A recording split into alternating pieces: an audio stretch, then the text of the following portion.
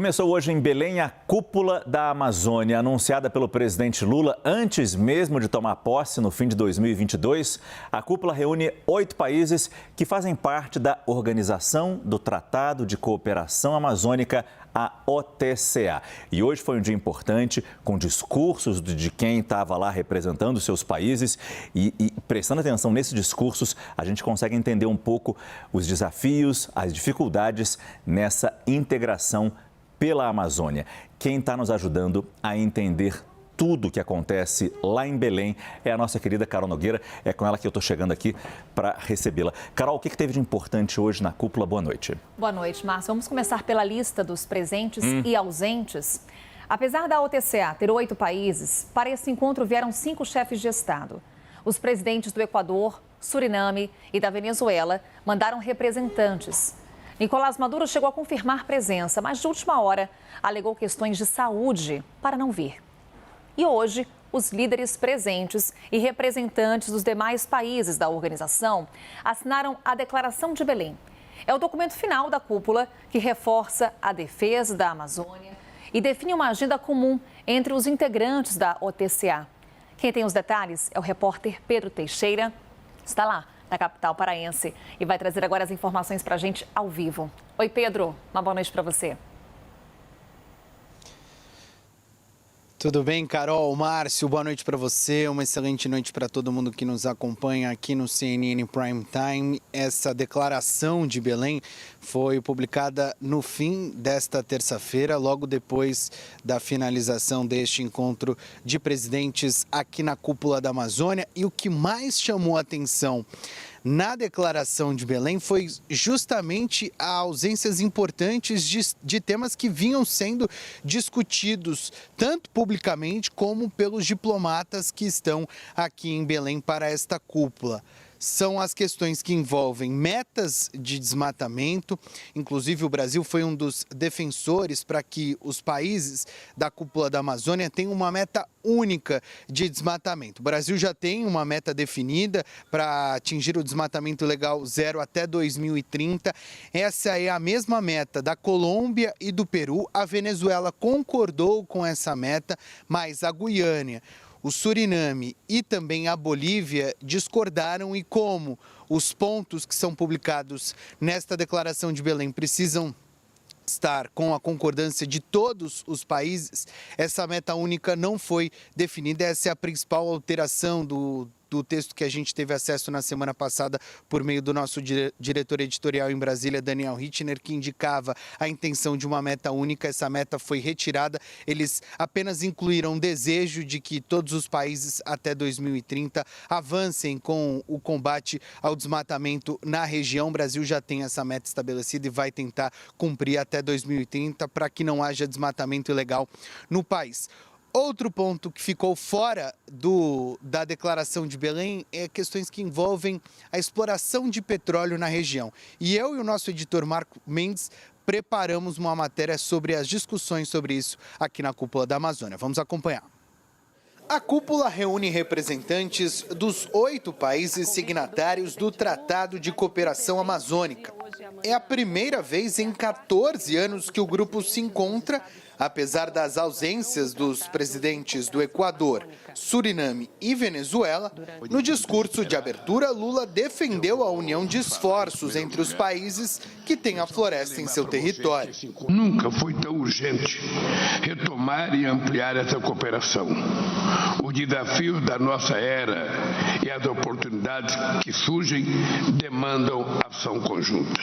Precisaremos conciliar a proteção ambiental com a inclusão social, o fomento à ciência tecnológica e inovação, o estímulo à economia local, o combate ao crime internacional e a valorização dos povos indígenas e de comunidades tradicionais e seus conhecimentos ancestrais. Na sequência, o presidente brasileiro falou sobre um dos principais temas da cúpula: exploração de petróleo na região amazônica. A Petrobras tenta aprovar um projeto de exploração na foz do Rio Amazonas. Para Lula, o Brasil precisa desempenhar papel central na transição energética com energias limpas. O Brasil desempenhará papel central na transição energética liderando a produção de fontes limpas como a energia solar, a biomassa, o etanol, o hidrogênio verde, eólica e outros tipos de energia. No final da tarde, o ministro de Minas e Energia, Alexandre Silveira, falou sobre as possibilidades de exploração de petróleo na região e defendeu que o Brasil tem direito de conhecer as suas riquezas. Nós estamos pressupondo que existe potencialidades naquele local. Muitas pesquisas são feitas, investimentos robustos são feitos e muitas vezes não se encontra, no caso, por exemplo, em terra de gás, de minerais críticos, de terras raras, não se encontra potencialidades. A mesma coisa em offshore no mar. O que se discute, na verdade, é nós precisamos conhecer as nossas potencialidades. Na cúpula, o presidente colombiano Gustavo Petro foi quem mais defendeu que os países iniciem a discussão para diminuir a exploração de petróleo na Amazônia. Para ele, o planeta precisa deixar de usar petróleo e ainda mandou um recado para as outras lideranças políticas do grupo. Que a selva nos ajudaria a salvar a vida. ¿Qué estamos haciendo dejando que en la selva se explote hidrocarburos? No, es un contrasentido total. Sin embargo, vayamos a tomar las decisiones a ver qué pasa. No lo pongamos en la declaración, sino tomemos las decisiones.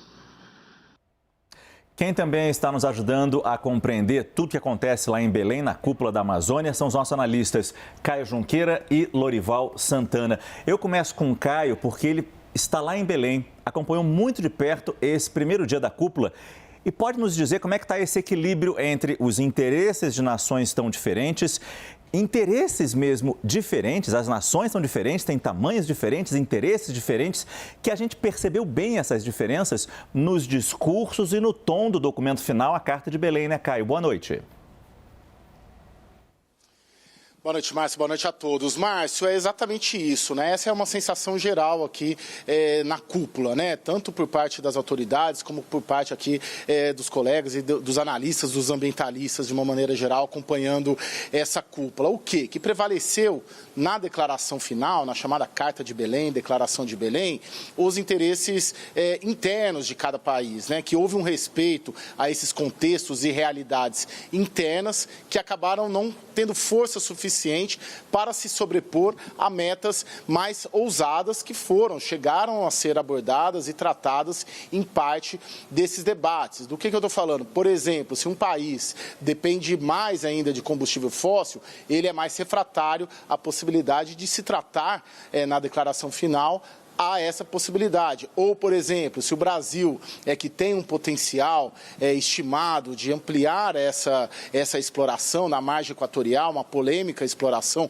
possibilidade de exploração de petróleo lá, ele também se esquiva de abordar e de simplesmente colocar uma vedação à possibilidade de explorar hidrocarbonetos na Amazônia. O mesmo vale para o desmatamento zero. A meta que o Pedro estava dizendo que o Brasil tentou colocar já é uma meta do governo brasileiro, que foi lançada. Inclusive, a gente tratou bastante aí disso no PPCDAN, né, no Plano de Combate ao Desmatamento da Amazônia. Está lá, desmatamento zero até 2030. E o Brasil, de certa maneira, queria impor ou fazer com que os outros países também abraçassem essa meta que já existe, não era uma meta da cúpula. Então, eu ouvi agora há pouco aqui de uma fonte, quase com nivelamento por baixo, assim, para evitar conflitos. Mas, conversando com Itamaraty, com fontes graduadas ali da diplomacia brasileira, ligadas também à área ambiental, tem uma percepção, Márcio, de que o encontro foi bem sucedido a despeito desses dois pontos. Por quê? Porque tem uma avaliação que conseguiu se incluir na declaração final diversos outros assuntos que sequer vinham sendo tratados entre esses países. Por exemplo, educação dos povos amazônidas, por exemplo, saneamento das cidades da Amazônia e, por exemplo, incluir mais a sociedade civil e principalmente os povos indígenas nos debates, que é uma coisa que aconteceu muito aqui nos últimos dias em Belém. Lorival, então vamos a um desses assuntos. Antes de mais nada, uma boa noite para você. Lorival, a declaração de Belém, ela sequer faz referência ao ponto da exploração de petróleo na região amazônica, que é um ponto de divergência entre os países da organização. Enquanto Gustavo Petro pede o fim da exploração de petróleo na região, alguns líderes de países amazônicos já fazem a extração, a prospecção, ou pelo menos pensam e estudam fazer. Em que medida esse ponto de atrito, Lorival, pode se relacionar com algumas ausências ou pelo menos uma ausência nesse encontro? Boa noite. Bem, em primeiro lugar, o Nicolás Maduro, que foi recebido com um tapete vermelho na cúpula da América do Sul no final de maio, não compareceu, alegou um problema de otite, de dor de ouvido. Mas, na verdade, a Venezuela tem as maiores reservas de petróleo do mundo, 300 bilhões de barris. É bem verdade que não consegue explorar por causa do sucateamento da PDVSA durante o regime chavista. Hoje eles exploram 770 mil barris, produzem 770 mil barris por dia, que é um terço do que produziam antes. Chegaram a produzir 4 vezes isso no passado. Ele também nunca demonstrou muito interesse pelas questões ambientais, o Nicolás Maduro, e essa é uma tradição da esquerda mais antiga, né? Você se lembra, União Soviética, aqueles países que estavam na cortina de ferro, eram bastante negligentes com o meio ambiente. A China também era, mais recentemente é que começou a demonstrar preocupação com isso. Uma outra ausência, Guillermo Lasso, do Equador. O Equador tem eleições agora no dia 20 de agosto e ele sofre um processo de impeachment. Ele não é candidato à presidência, mas foi ele que convocou eleições antecipadas para tentar reformular ali um Congresso mais favorável a ele. O Equador também é um país produtor de petróleo na Amazônia. O Rafael Correa, ele pretendia receber 3,6 bilhões de dólares em doações quando era presidente, para deixar de explorar o petróleo no Parque Nacional de Jasuni. Ele disse que recebeu só 13 milhões de dólares e desistiu desse projeto e passaram a explorar mais petróleo.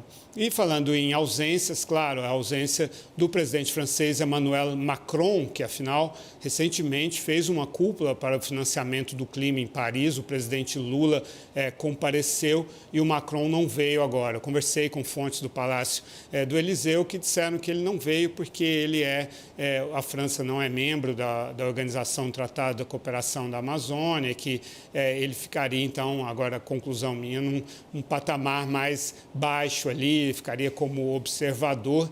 E uma informação, ele pretende vir ao Brasil ainda este ano ou no início do ano que vem, quer sim levar adiante as conversas com o presidente Lula, mas não nessa cúpula. Obrigada, Lorival Santana. Obrigada, Caio Junqueira. Daqui a pouco conversamos mais e daqui a pouco estarei de volta. Vamos falar mais sobre a cúpula da Amazônia aqui no Prime Time. Muito obrigado, Carol Nogueira.